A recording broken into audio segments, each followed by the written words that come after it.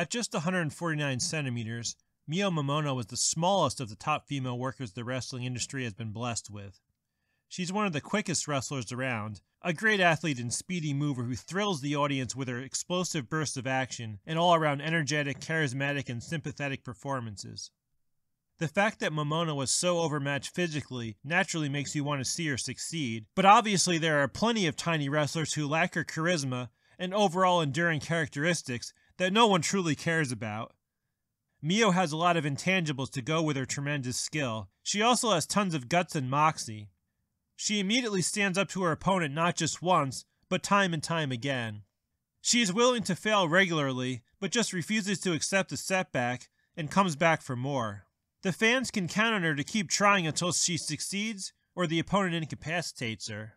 Crucial to Momono's success is that she's one of the only current wrestlers that can actually sell in a believable and useful manner. She takes awesome bumps and punishing shots, registering the blow, but showing it hurt without it preventing her from continuing to try to defend herself and finding a way to win the match. She is believable to the extent a speed and athleticism worker can be, because she keeps pushing forward rather than trying to make a lot more out of everything than it actually is, so both wrestlers can keep taking breaks. Even though she's usually the whipping girl of grizzled veterans that can use as many timeouts as they can con the audience into accepting, Momono is their favorite target because she takes their offense so well in every regard. What makes Momono the best around at taking is also what makes her great at giving, that she fights with the grit, determination, persistence, and relentlessness of someone who still believes in the pre-kayfabe protection of the reality of wrestling. Momono is really easy to root for because whether she's winning or losing, she just keeps at it. She's not laying around taking a nap or begging the crowd to pretend to care about her. She's out there trying to win a wrestling match, and because she cares, it's easier for everyone else to follow suit. Momono is oozing with functional charisma. By that, I mean a brand of acting where she's doing things that pull you into her ongoing struggle, rather than just stopping the match to beg for a reaction. She's a very passionate performer that adds all the useful emotions into her match without killing the momentum by standing around pleading for the audience's approval. She will show her heart and desire while she's setting up her next attack, or charging at the opponent, so it's not too ridiculous that the opponent somehow can't manage to avoid literally everything she tries.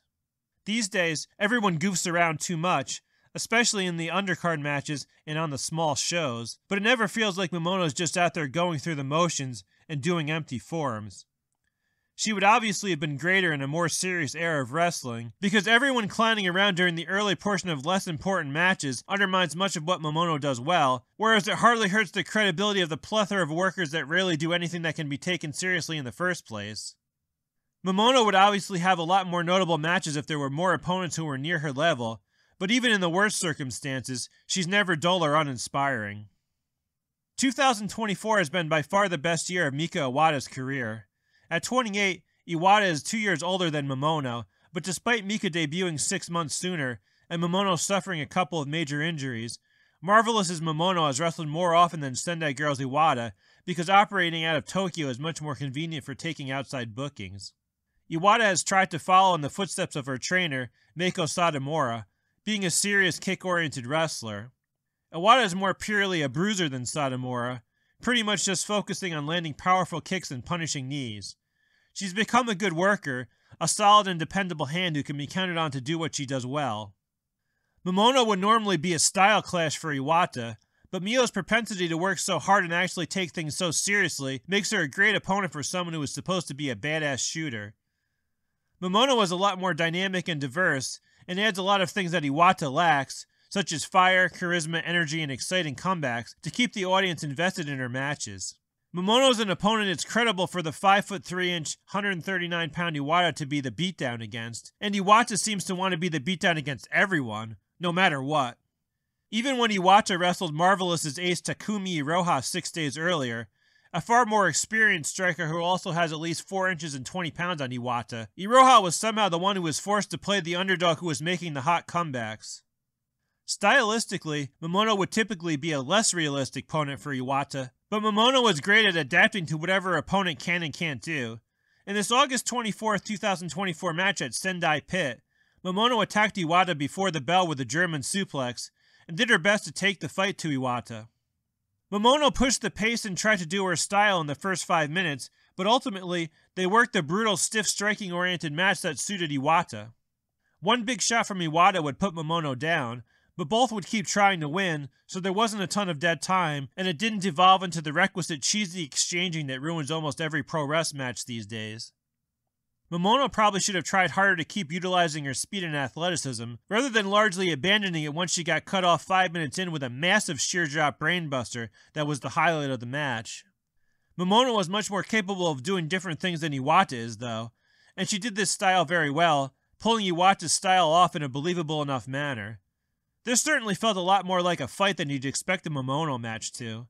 Obviously, this style wasn't going to yield a positive result in terms of Mio getting her hand raised, but I suppose that could also be an excuse for her losing, if actually handled properly. The biggest issue with the match is Senjo just randomly rolled it out third from the top. One would have thought that Momono would have been a logical title challenger for Iwata sometime after she regained the Sendai World title from Stardom's Saori Ano on September 13th. Iwata lost the match to Iroha on August 18th though, so Momono was simply the sacrificial lamb to get Iwata back on track and keep the interpromotional rivalry functioning. Even though this wasn't the best of circumstances, and they didn't do the best match they possibly could have, it was quite impressive. Momono wasn't dominated here, and actually controlled more than you would expect given she's great at making hot comebacks and Iwata mostly tries to steamroll people. Mio probably never dished out more punishment, but Iwata has more precision and better striking technique, which equates to a lot more weight of shot. This was a match where Momono mostly kept things simple. She actually blew one of the more complex spots she did, her sunset flip powerbomb called the JK Bomb, and Iwata had a nice counter for it later on. Overall, though, it was nice crisp action, and Iwata's gimmick wasn't compromised by having to wait around to take a bunch of phony moves. Iwata always looks like she's up to no good, and while she doesn't have much variety to her acting, one can believe she's out to hurt her opponent. Now that she's finally allowed to win big matches, Mika's badass aura is certainly growing. Mio's fire, passion, and charisma helped her steal the show even though it was Iwata's match, and Momono would otherwise have kept her striking to a minimum. Mio had all the exciting bursts, while Iwata just stuck to her pared-down style and methodical pace throughout. Mio knows how to garner sympathy through taking a beating, and most of any crowd is going to root for her because she's such a great underdog. The Senjo fans were largely rooting for Marvelous as Iroha against Iwata too, though, which isn't a great sign for Iwata, but is understandable given all the fire was being shown by Iwata's opponent, and they were the ones who made all the energetic comebacks. This Mio vs. Mika match wasn't supposed to be a match of the year in the sense that they didn't go crazy with the amount of near falls or the length or anything. Instead, they kept this mid-card match short and compact, doing a simple but effective hard-hitting match where they stayed within themselves and kept it interesting and relatively believable throughout. They hit hard and did a nice job of struggling for their holds. Iwata eventually hit her big flying knee, then finished Mio off with the Michinoku Driver 2 at 13:06. I give this match 3.5 out of 5 stars.